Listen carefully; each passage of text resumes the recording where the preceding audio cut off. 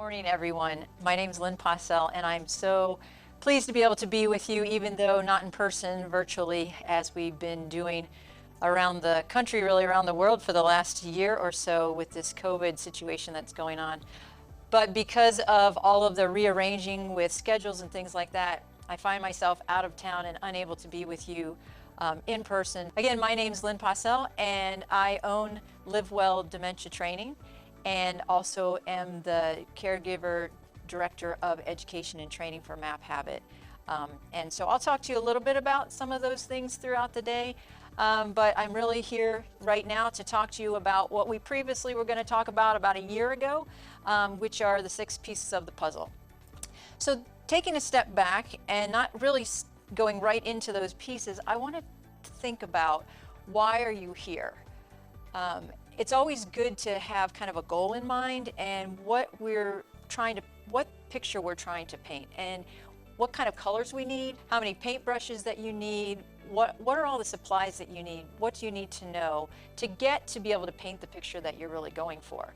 And so I'd like you to take a few moments to think about your goals for the day, because I know that Chelsea Place and the staff here have put on a great event where you have a lot of different opportunities, so you can really think about, what are the best places for me to go throughout the day to start getting the tools and the information that I need so that I can paint the picture that I'm hoping for myself and for the loved ones that you're supporting.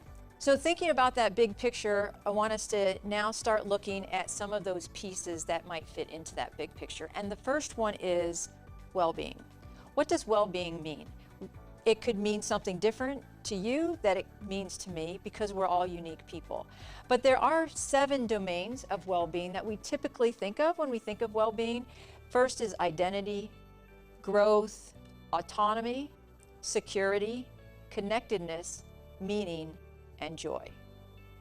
So thinking about a sense of well-being and those 7 domains of well-being, now what I'd like you to do is think about, what are 3, maybe 5 things that you would list that would fill your sense of well-being. So just take a moment and think about that. Maybe write it down on your paper, count it out on your hands, 3 to 5. What would those be? And if you looked around the table or with your neighbors, you probably would see some similarities, some differences. Now take a moment and think about, what would those 3 to 5 things be for the person that I'm trying to support, the person that's living with dementia. What would they maybe say their top 3 to 5 things that would create their sense of well-being be? And maybe those are similar to what you said about yourself, and maybe they were different or completely different. But the thing is, for us to start thinking about, how do we create this sense of well-being for ourselves and for the person that we're trying to support? That's my ultimate goal. That's why I'm here. That's why I do the work that I do around the country, working with both professional and family caregivers, because my end goal is always to support the well-being of life for the people that I'm working with and the people that they're trying to support. I have a personal connection. My mother lived with young onset frontal temporal dementia. There are many people that I know and love who are living with dementia, and I've worked with many people over the last 17 years. And my goal is always, how do we support the well-being of their life? So if you look at this hierarchy of needs, and you've probably all seen this maybe in the 8th grade in science class, I don't know exactly when I learned Maslow's hierarchy of needs, but you'll see that we all have these needs. And when someone's living with dementia, that doesn't change. There is always that same hierarchy of needs. Oftentimes, we tend to look at, with reason, the bottom part of that pyramid, because that's, what do we need to basically survive?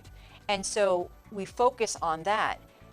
But what we want to do also is focus on the rest of that triangle as well, because people living with dementia still want to have meaning and purpose.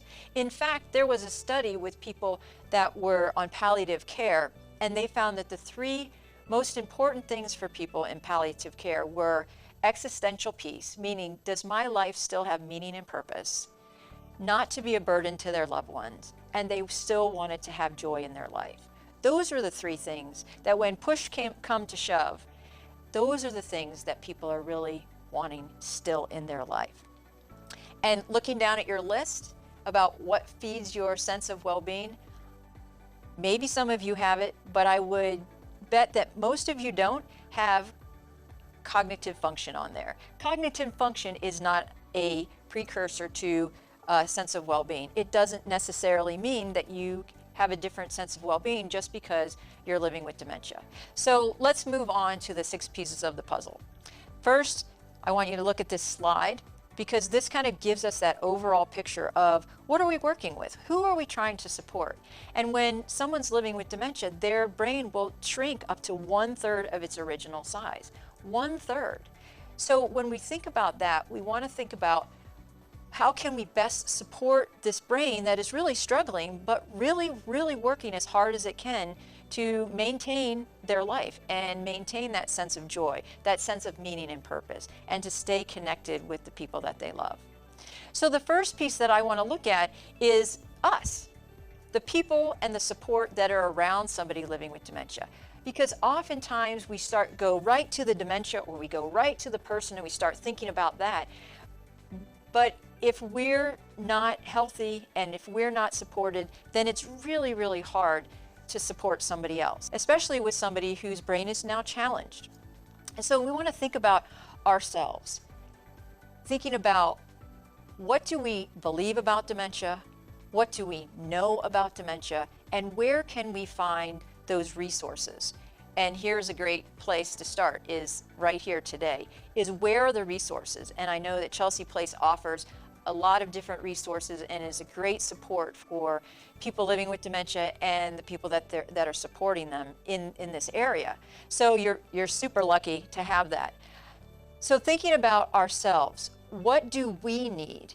What are the routines of our day that fill our life? What are the things that we need to be able to be full so that we can support somebody else? So one thing that I really want us to think about today is thresholds. Where are your thresholds? Meaning, what can you do? What are your strengths? And what are some of the things that you need support with? Who can help you? And how can they help me? Because we might know who might be able to help me, but I haven't really put into thoughts and ideas of how that person can actually help me. And really, what matters? What matters about my life and what matters about the person that I'm trying to support and their life. So thinking about what are my beliefs and what do I know about dementia? Because they both inform each other. If I believe that somebody living with dementia can have a full, healthy, well life, as I do, it will inform the things that I learn about dementia, which are it's progressive, it is terminal, and there are structures, the structure of the brain is actually shrinking and dying. The chemicals in the brain that help that brain function are really kind of going away. So my brain is going to start to struggle, and there are going to be many, many challenges. And yet, if my belief is that somebody living with dementia can live a whole life, now that might look a little different than what my whole life looked like before I had dementia, but if I believe that that is true, then what I learn about dementia will be informed by a different set of beliefs. And so I think those are really important for us to think about as we try to support somebody living with dementia. This is what I have experienced with my own mother, with people in my family, with my friends who have dementia, and the people that I have worked with over the past 15 years, is that people living with dementia can live a whole and well life. So thinking about us as a person, that's one piece of the puzzle that we can do a lot of work with. We can do a lot of changing and adaptations with who we are, what we're doing, what we know, and how we move forward. The next piece of the puzzle we want to look at is the person who's actually living with dementia, the person that we're trying to support. We want to think about a few things that are really going to kind of change how we support that person. One is their personality. Are they an introvert or are they an extrovert?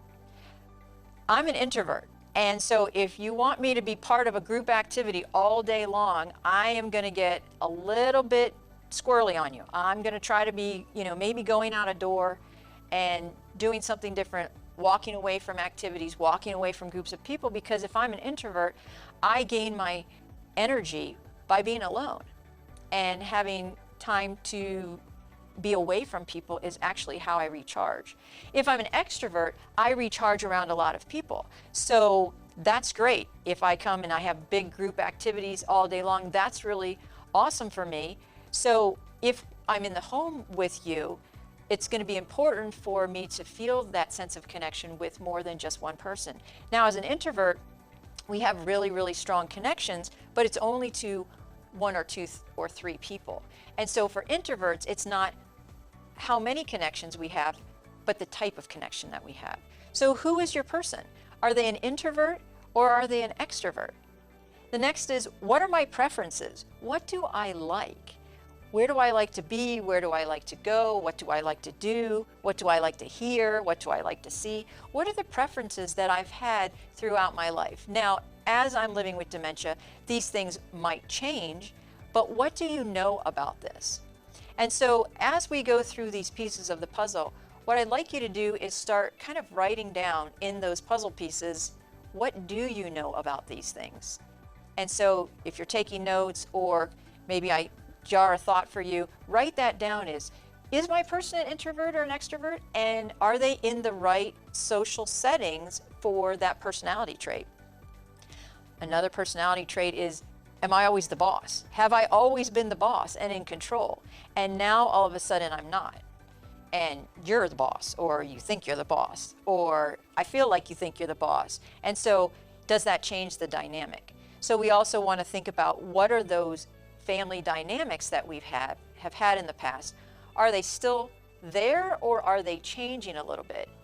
My mom did not think that her daughter should be telling her or helping her with things around the house because I was the daughter.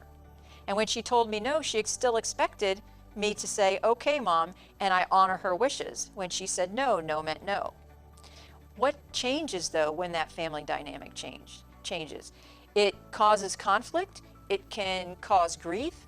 We can have all kinds of different grief situations setting up because the family dynamic is changing. So we really want to be thoughtful about the person that we're trying to support and all of the things and changes that they're starting to experience.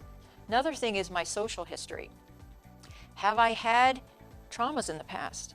Do I have PTSD? What is the social history that I have? That's really important to know. And as families, we often know that, but then when we go for outside help, it's really hard to kind of translate that. So thinking about social history, and it's not always traumatic social history, but great social history as well. What are the things that I'm used to and that I still will respond to? Next is stressors and soothers. What stresses me out? And what gives me a sense of calm and soothes me? And it's going to be different for everybody because we're unique people. There might be some crossover, there might be some similarity, but it's all going to be different because we're unique people. The next are routines and habits. Routines and habits are really, really important for people living with dementia. What are the routines and habits that support me in the well-being of my life and my ability to be independent? And when we talk about dementia as another piece of the puzzle in a few minutes, I'm going to go a little bit further into that routine and habit because those are really, really important for us to be able to support. And so finally, what are my abilities? What can I still do? Can I manage part of an activity and then need some support to either start it or in the middle or maybe end the activity? What can I still do? If I can't grab things with my skill fingers anymore, can I still hold on to things with the whole strength in my hand? And to be able to really see what I'm able to do and when I'm able to do it so that you allow me and support me to be as independent as possible. So another thing that isn't on the PowerPoint is my circadian rhythm, because that ties right into abilities. What is my circadian rhythm? Meaning, am I an early bird? Do I like to get up early in the morning and I get a lot of stuff done before about 2 o'clock in the afternoon, but then after that, my energy starts to wane a little bit, and around 6 o'clock, I want to go back home to my nest, and that's good enough for me because I'm an early bird. Or am I a night owl and I get up at like 10, 11 in the morning, and I like to stay up through into the night? And that's when I am more active and have a lot of energy. And I say this because that affects my abilities. It affects my abilities. If I'm an early bird, you might see me able a lot earlier in the day, and then I need more support later in the day. If I'm a night owl, I might need a little bit more support in the morning hours, and then later in the day is when I really start to come alive and want to do things. So thinking about that and routines and habits and my abilities is, are we supporting my circadian rhythm? Are we supporting my abilities? Are we supporting my social history, my personality, all of my preferences? And so that's a lot to think about. So if you can just take 2 or 3 of these and think about it for you, the person that you're trying to support, that's a really good start. The next thing I want to talk about is health and wellness. Now, health and wellness is one of those pieces of the puzzle where it's a little bit more difficult to affect change, but there are some things that we can support in the health and wellness of a person. If I have another diagnosis, diabetes, maybe I have a mental health diagnosis, schizophrenia, depression, something like that, those are going to be hard for us to really affect change with, but it's really important for us to know those things about the person that we're trying to support. What are my medications? Are there medication interactions? Knowing really the fact that most medications are tried out on and studied in people who are like 20s and 30s, maybe 40s and 50s, but medications are metabolized differently when people are older. And so what are the medications that I'm having? And are they the same ones that I had when I was 50 and 60, but now I'm 70 and 80, and have any of those been adjusted? Are there any interactions with each other? Do they interact with other things that I'm doing, or the hydration that I'm taking in, all of that? So thinking about medications, and so really being aware of what kind of medications I have and talking to the doctors that really know about these things. So I mentioned hydration and nutrition. People living with dementia, people who get older actually, are oftentimes dehydrated because we start to not really be aware of the fact that we need something to drink. And here's a little tip, because I'm an exercise physiologist as well, is when you're thirsty, you're already dehydrated. And so people living with dementia, they don't necessarily get that trigger of, oh, I'm thirsty, maybe I should drink something. So dehydration and malnutrition also affect my ability to think. Now, malnutrition, not because we're not trying our hardest to get people to eat, but when someone's living with dementia, that might be a struggle that they're having, is I just don't feel like eating anymore, or I don't really have a lot of, good smells anymore, or it just doesn't look good to me anymore. Oftentimes, I work in a lot of communities. People living with dementia will tell me they have too much food on their plate. It's just overwhelming, and so they choose not to eat. So there's malnutrition for a lot of different reasons. And obviously we're trying to support people the best we can, and yet we still need to be thinking about, are they taking in enough nutrition? Are they taking in enough fluids and hydration so that their health and wellness is supported? Other things we think about health and wellness, we want to think about mind, body, spirit. A holistic approach to this. So do I have enough exercise? Even if I'm unable to walk, I'm in a wheelchair, do I still have some sort of exercise program that goes on in my life? Reaching, grabbing for things, keeping me functionally healthy and mobile as much as possible. If I'm a mover and a shaker and I like to run ultra marathons, which I do, I like to move around so you can see my hands moving around a lot. And if I was with you today, I'd be out in among you walking around because that's what I like to do, and I'm a mover.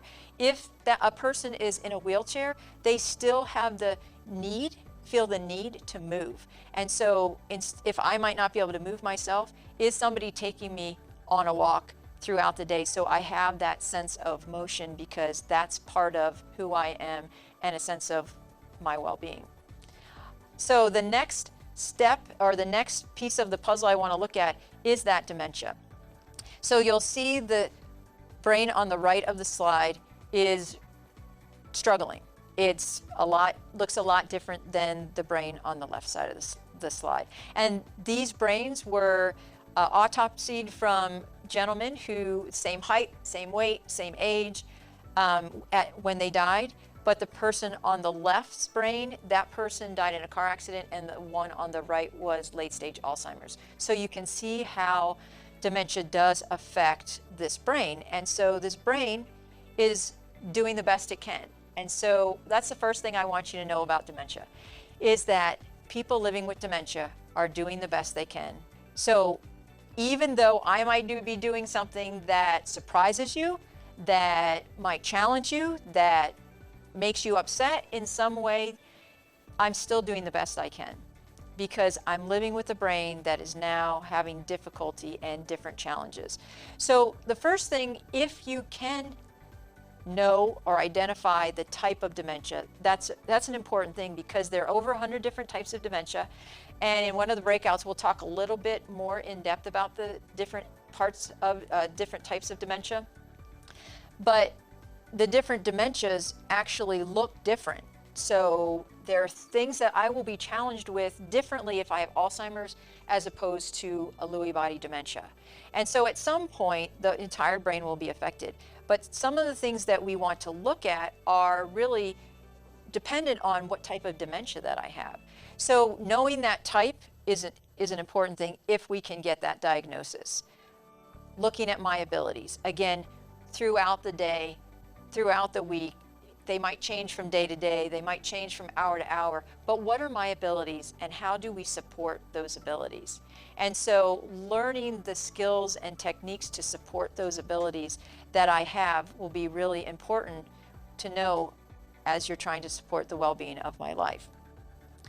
Looking at the possibilities. I like to always talk about the possibilities. What are the possibilities for the person that you're trying to support and the well-being of their life? If they are in a later part of dementia, are they still able to appreciate music, appreciate comforts, appreciate smells and sounds and sights?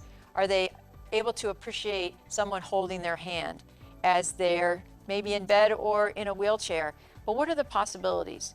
Because that's really important, as like I said earlier, today it really informs the choices that we make and the things that we learn.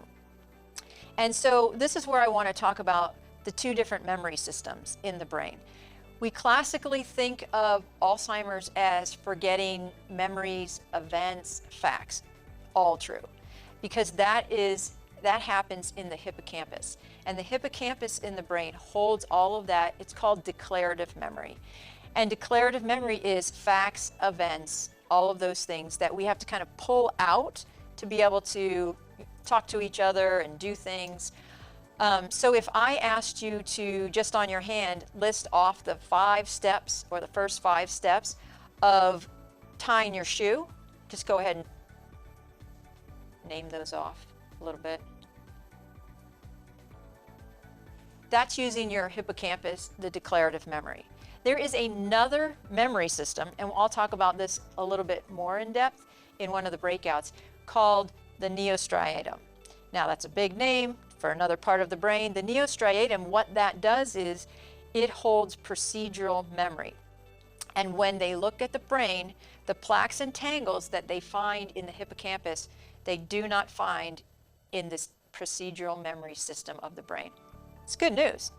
Really, it's good news for people living with dementia and for the people that are trying to support them. Because rather than trying to help people and support the hippocampus and try to have them use that, which is dying and it's going away. So when you tell me something new, I can't literally grab onto that new piece of information and create a new memory because the hippocampus is really not there and not able to function. Instead, we support the procedures, skills, and habits of somebody who's living with dementia. Because if I asked you to reach down and tie your shoe, go ahead, just try that. Reach down and tie your shoe. You're not thinking about how to tie your shoe.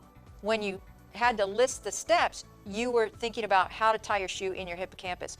When you reach down and tie your shoe, that comes from procedural memory, and you don't have to think about it. It just happens. Sometimes, like in exercise physiology, we call it muscle memory or motor memory, but it's attached to that part of the brain.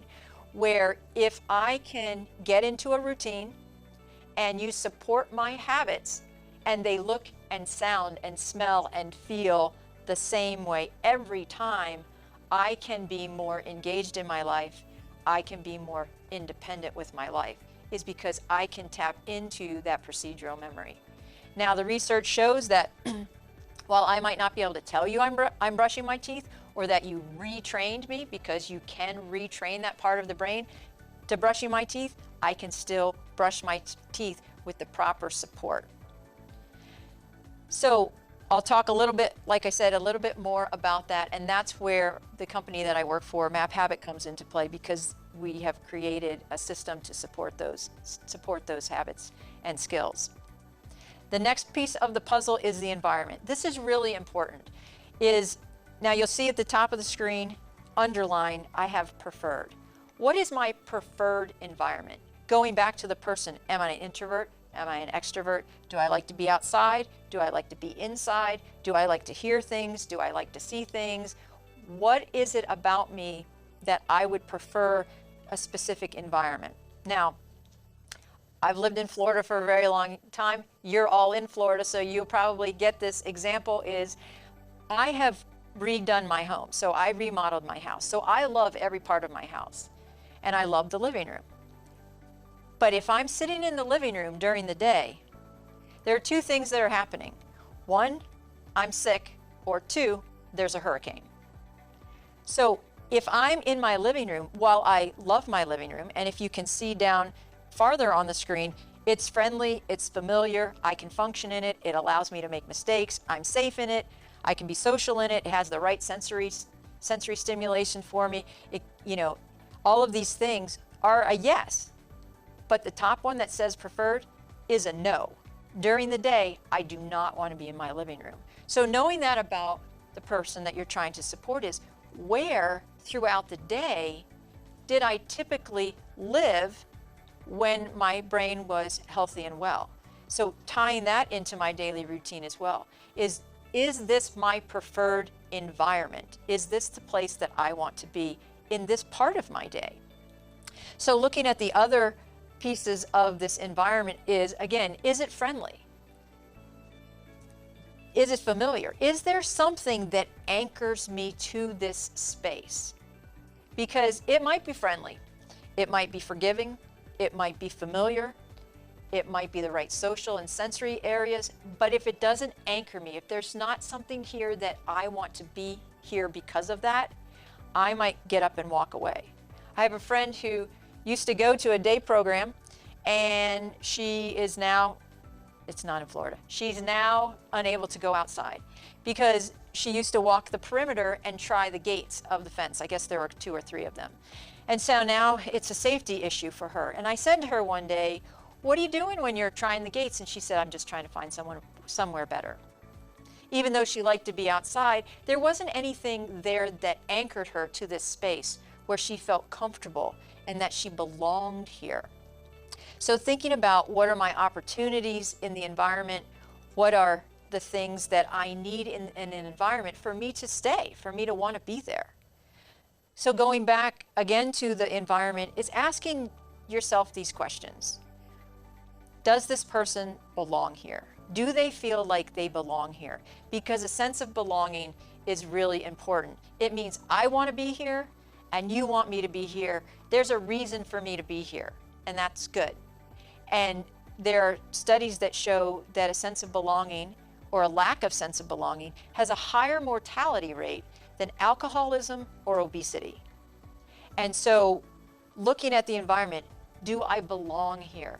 Am I important? Am I valued here? Is there a reason for me to be here?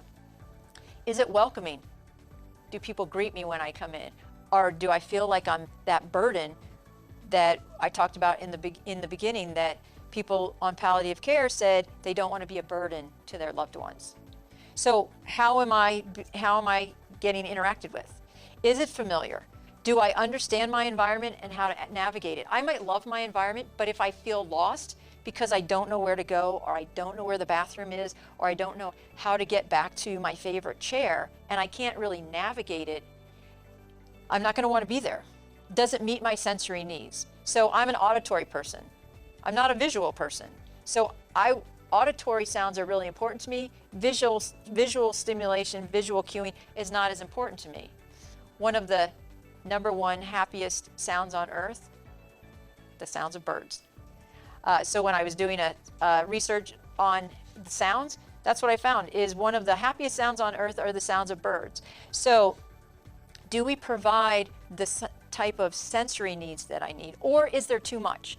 There's a lot of light here. It's too cold. I don't feel comfortable.